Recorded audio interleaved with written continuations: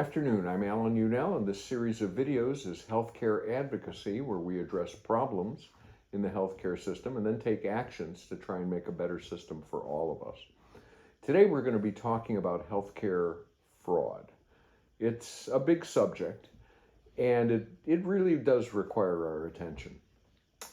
Down below, though, before I go too far, in the description box will be a link to the Healthcare Advocacy newsletter, and you can subscribe for free. Don't pay anything. This is my free retirement job. And in that newsletter will be links to all the news stories and studies and actions, just everything that needs a reference in that link. Okay, let's get started. The Washington Post recently reported that there was a federal investigation into 7 companies involved in a scandal to overbill Medicare by about $2 billion. That's not the first time this kind of thing has happened, but good news, the FBI is on the track. People don't get away with defrauding the government for very long. The consequences are real. There are often hefty fines. Sometimes you're removed from doing business or precluded from doing business with the government, and sometimes jail time. In fact, the one fraud that I love to reference involves Senator Rick Scott of Florida. He was the CEO of HCA. At the time, it was called Hospital Corporation of America. He oversaw one of the largest Medicare Medicaid frauds ever to that date. In fact, HCA was forced to give back $2.3 billion in criminal and civil fines to the government. This was in the 1990s. Rick Scott was fired. You can read about him in Wikipedia. Anyway, according to the Center for Medicare and Medicaid Services, the Medicare fee-for-service improper payment rate for 2023 was 7.38%. That's about $31 billion.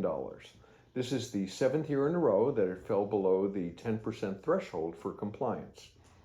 In 2020, CMS reported a payment error rate of 5.42% for Medicare Advantage plans. And there's a link to all these references in the newsletter. It is important to note that this was fraud against traditional Medicare, this case that the FBI is currently investigating. And of course, link to that story in the newsletter.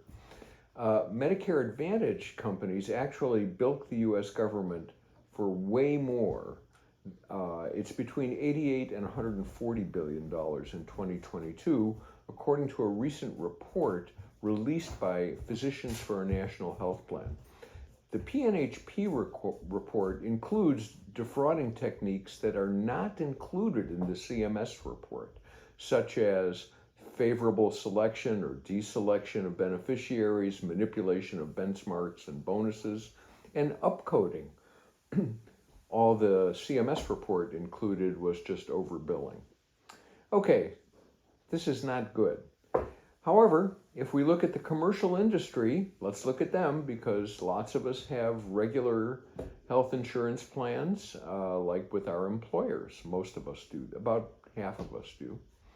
According to Taxpayers Against Fraud, private health insurers pay $1.2 trillion a year. That's their output. That accounts for about 31% of all healthcare spending in the U.S. Experts estimate that as much as 20% of healthcare spending was wasted due to fraud. That means that private insurers may be doling out up to $240 billion every year to fraudsters. That's the commercial plans, not the U.S. government. And guess what? Ordinary patients bear those costs because insurance companies, guess what? They don't call the cops. What do? All they do is up the premium for the next year. And, they have enough subscribers that you don't notice it. You don't notice it that much. So did you catch that? Let's review. Medicare was cheated out of $31 billion, and they're going after the cheaters.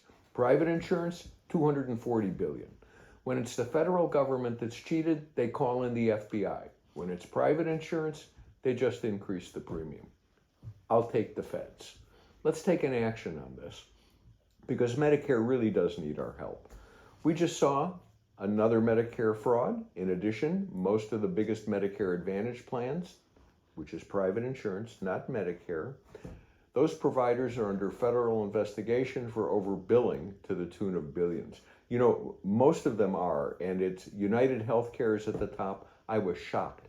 Kaiser Permanente also is under investigation by the federal government for upcoding and other behaviors. Anyway, here's a request from Physicians for a National Health Plan. It's to ask your senators and member of Congress to sign on to a letter to the Center for Medicare and Medicaid Services that is circulating in Congress right now. It's from Senator Elizabeth Warren and Representatives Pramila Jayapal and Rosa DeLauro and Jan Schakowsky. The letter asks, I'm going to read it to you, that CMS act to remove barriers to medical care such as pre-authorization requirements and limited provider networks. Rein in rampant overcharging of taxpayers by Medicare Advantage plans. Remember, PNHP's estimate was between $88 billion and $140 billion a year. And improve traditional Medicare programs by reducing premiums and out-of-pocket costs and adding benefits like dental, hearing, and vision. Now you can send the email. I include a link, and all you have to do is click on the link, you put in your address, and then the letter will go. It couldn't be easier. I did it. Let's talk about micro hospitals, because so many areas have lost hospitals, often because private equity invests in the hospital, it squeezes it dry, and then shuts it down. Rural hospitals have especially been hard hit. Well, according to the Philadelphia Inquirer, southeastern Pennsylvania is going to get its first micro hospitals. These are facilities with small emergency departments and maybe 10 inpatient beds for people who are not seriously ill. Christiana Care and Lehigh Valley Health Network are seizing upon an efficient option for expanding into the Philadelphia market. Also called neighborhood hospitals, the model is designed to fill coverage gaps in areas that can't support a full-scale hospital, while allowing health systems to expand their reach into more distant communities. It's an interesting idea.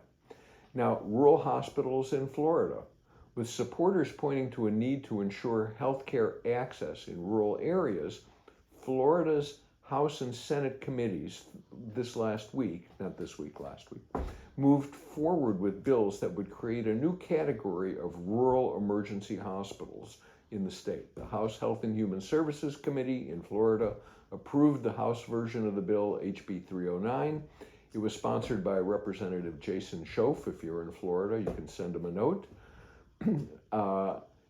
I think the full measure is now ready to go to the full Florida House. So let's watch and see if they're able to do something for rural healthcare in Florida. That would be a big thing. Okay, take the action. That's a really important one. Down below, you can like, you can share, you can subscribe.